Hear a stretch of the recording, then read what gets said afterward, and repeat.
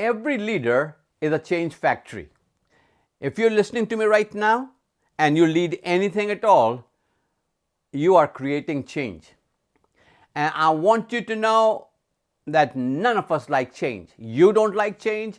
I don't like change. In spite of what you're saying, because there are degrees of change that you might appreciate, but then you don't want change anymore. So the first thing when there's changes happening is to ask yourself one simple question.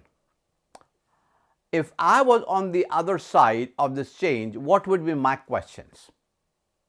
What would be my issues? What would be the items that I would want somebody to explain to me what is happening here? Because you see, whenever you're proposing change, you got to remind yourself that all change is about loss.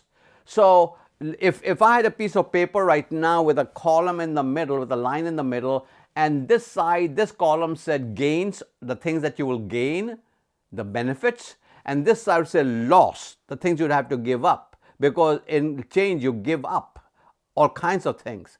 And if you can move yourself, the change initiator, from the gain column to the loss column and ask yourself, put yourself into their position, say, what is it that they are going to lose? And what you have to do is to mentally, with great empathy, walk into the loss column, understand the loss, don't minimize the loss, and somehow hold their hands and bring them around. But don't expect that to happen right away.